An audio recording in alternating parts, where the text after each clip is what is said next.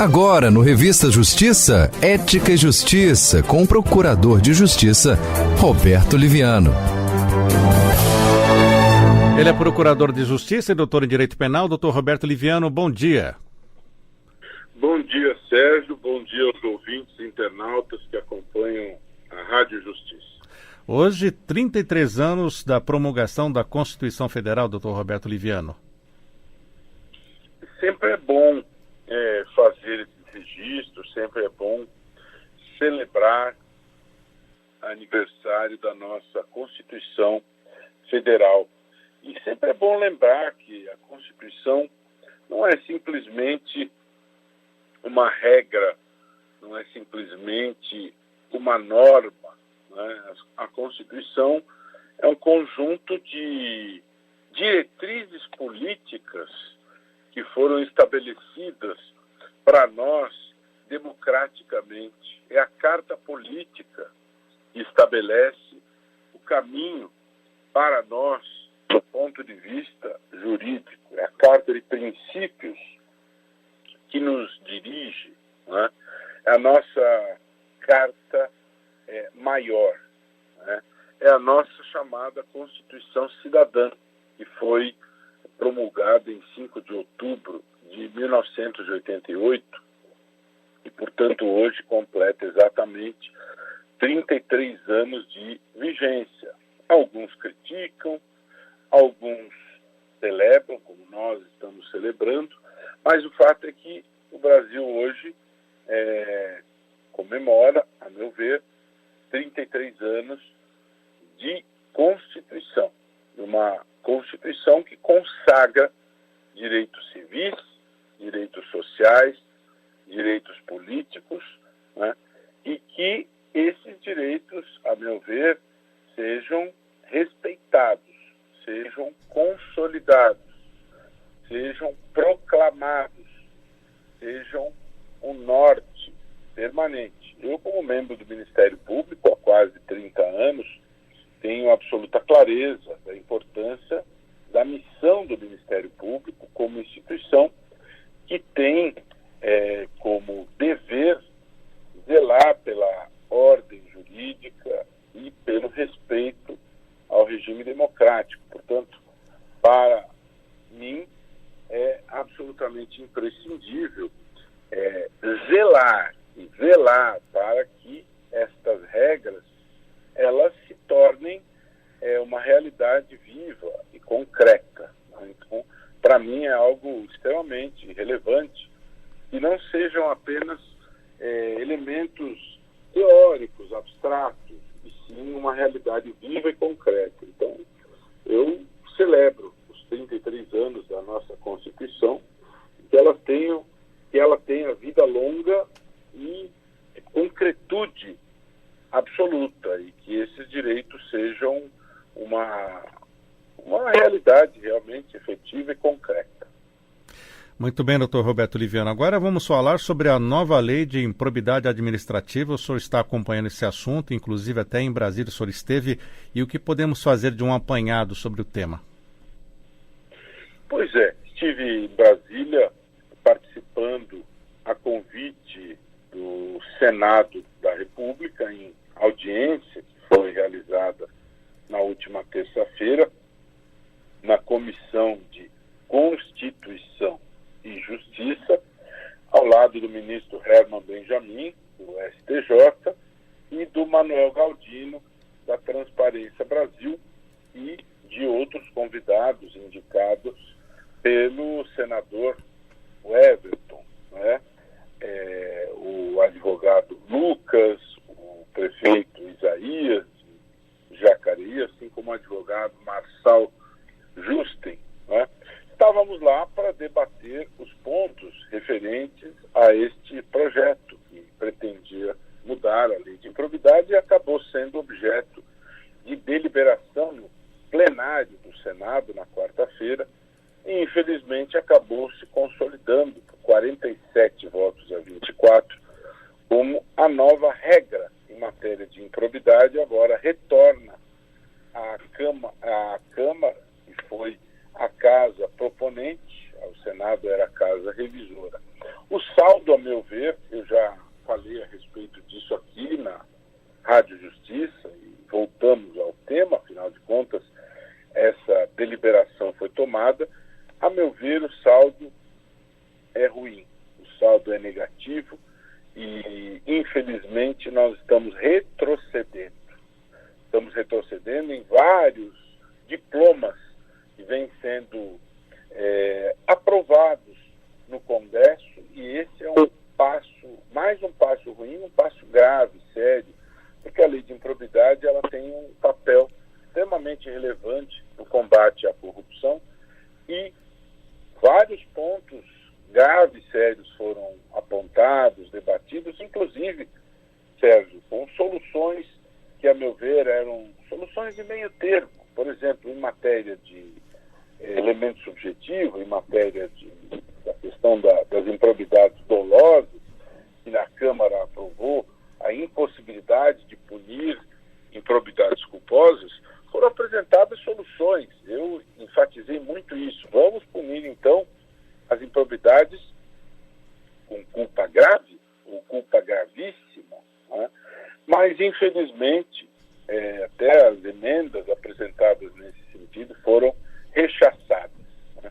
A posição foi uma posição dura, uma posição inflexível, no sentido de não mais punir as improbidades culposas e apenas as dolosas. Aliás, em relação a isso, também aprovou-se o estabelecimento de um elemento subjetivo, um dolo específico para punir as improbidades com dano ao patrimônio público. Passa a se exigir dolo específico, a comprovação da intenção específica de causar este resultado de dano ao patrimônio público, o que, a meu ver, mostra um conjunto de barreiras, de obstáculos para a punição daqueles que violam regras inerentes ao exercício da sua função. A leitura disso, Sérgio, é muito ruim. O cidadão vê tudo isso com um sentimento de decepção, de frustração, de amargura. O cidadão foi ouvido, Datafolha concluiu que para 61% dos brasileiros a corrupção vai aumentar. E qual é a resposta que o Congresso dá? Afrouxa as regras referentes ao combate à corrupção. Não é nada boa esta deliberação. Aliás, a audiência pública aconteceu no Senado no Dia Internacional do Acesso à Informação, né? E parece que as deliberações não são tomadas de forma sintonizada com os anseios da sociedade, o que é muito preocupante. Aliás, hoje a Câmara está com esse assunto em pauta e também terá em pauta, eu aproveito o gancho para dizer que hoje também está em pauta na Câmara a PEC 05, que diz respeito à mudança das regras do jogo em relação ao Conselho Nacional do Ministério Público. E a proposição também é ruim, porque, pelo que se coloca ali, a Câmara e o Senado terão ingerência sobre a escolha dos membros do Conselho Nacional do Ministério Público, que são organismos de fiscalização da atividade do Ministério Público, e não é desejável que o Congresso tenha esse poder fiscalizatório, que tenha esse poder de ingerência sobre a escolha dos conselheiros, né? O modelo que nós temos hoje é um modelo bom e adequado, e pela maneira como as coisas estão caminhando, teremos campo aí para manipulações na escolha dos conselheiros. Isso pode favorecer a cultura do compadrio, que é tudo que nós não queremos. Isso também pode contribuir para o enfraquecimento do combate à corrupção, para o enfraquecimento da instituição do Ministério Público. Esse assunto também está em pauta no Congresso. Então, é muito triste que tenhamos isso, tenhamos o enfraquecimento do artigo 11, que pune as improbidades sem danos ao patrimônio público, como as carteiradas, desvios de vacina, assédio moral, assédio sexual, tortura, tudo isso, infelizmente, passou nesse projeto, né, ruim. As novas regras de prescrição, muito generosas, né, e nós vamos ter de imediato muitos casos de deputados federais e senadores que serão beneficiados por essas regras e terão seus processos em andamento arquivados. Ou seja, está se produzindo lei que beneficia aqueles que estão elaborando a lei. Eles elaboram a lei e eles serão beneficiados pela lei. Deputados e senadores detentores de mandatos que terão processos que respondem hoje alcançados pela nova lei. Assim que ela for, se for chancelado o projeto pela Câmara, como tudo indica que será, porque as modificações feitas pelo Senado são muito pequenas, e depois a sanção presidencial, isso de imediato entra em vigor e esses efeitos já se produzem. Então, o saldo é muito, muito ruim. Talvez um dos maiores retrocessos nas últimas décadas em matéria de combate à corrupção, na minha avaliação. Né? Por mais que se tenha alertado, por mais que tenha falado, audiência pública, por mais que tenha iluminado, jogado a luz do sol, separado o joio do trigo, votação nominal, mas infelizmente o resultado é muito, muito, muito ruim. Doutor Roberto Liviano, vamos para um assunto que vem tomando aqui a mídia nesses últimos dias, que é o chamado Pandora Papers. O que é o Pandora Papers? E também acredito que o senhor explique para nós o que são as offshores. Bom, em breves palavras, porque aqui não há espaço para uma aula, né?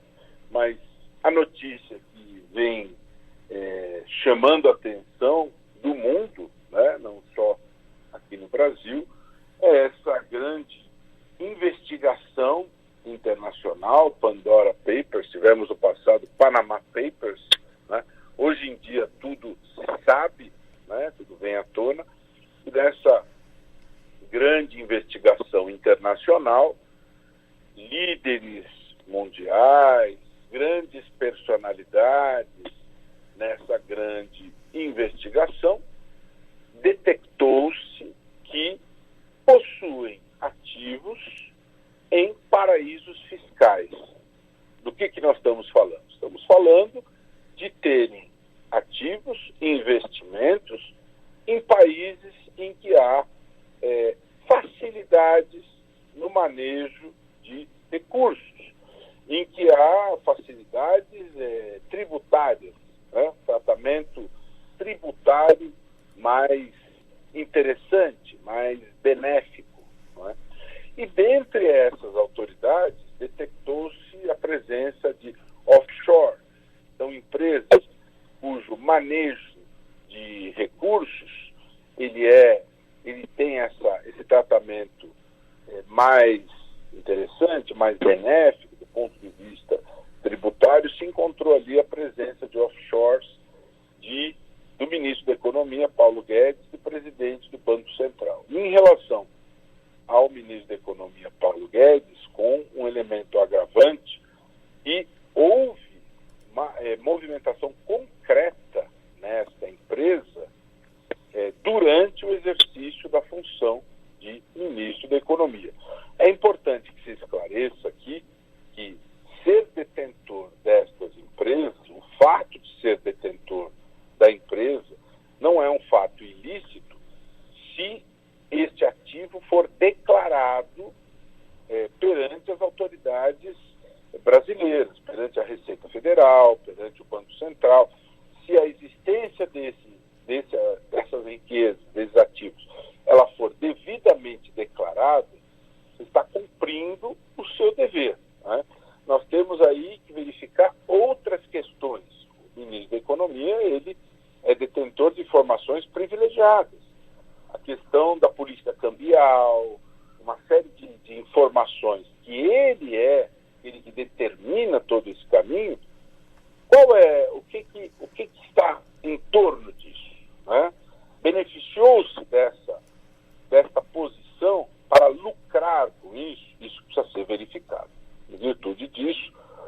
Procurador-Geral da República sinalizou que vai apurar, né, porque podemos estar diante de um conflito de interesses. Né?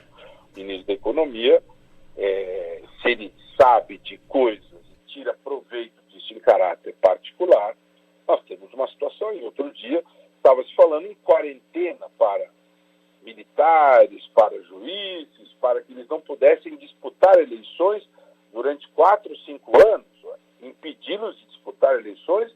No entanto, o ministro da Economia não está impedido de ganhar dinheiro durante o exercício da sua função, manejando informações privilegiadas às quais ele tem acesso, com offshores em paraíso fiscal. Há uma situação delicada aí. Isso precisa ser devidamente apurado. É isso que veio à tona no chamado, na chamada aí Pandora Papers. Né? E isso realmente precisa se verificar se houve algum tipo de crime financeiro, se houve alguma prevaricação. Parece que esses ativos eram devidamente declarados, aí não teria havido crime do colarinho branco. Mas precisa se verificar se ele foi privilegiado, se ele se fez uso privilegiado dessas informações para, em virtude disso, ter algum ganho em virtude dessa posição. É esquisito o ministro da Economia movimentar offshore no momento em que exerce esse cargo importante no governo federal. Dr. Roberto Liviano, procurador de Justiça no Estado de São Paulo, doutor em Direito Penal e presidente do Instituto Não Aceito Corrupção, muito obrigado por estar conosco e até a próxima semana. Sempre um grande prazer, um forte abraço e até a próxima.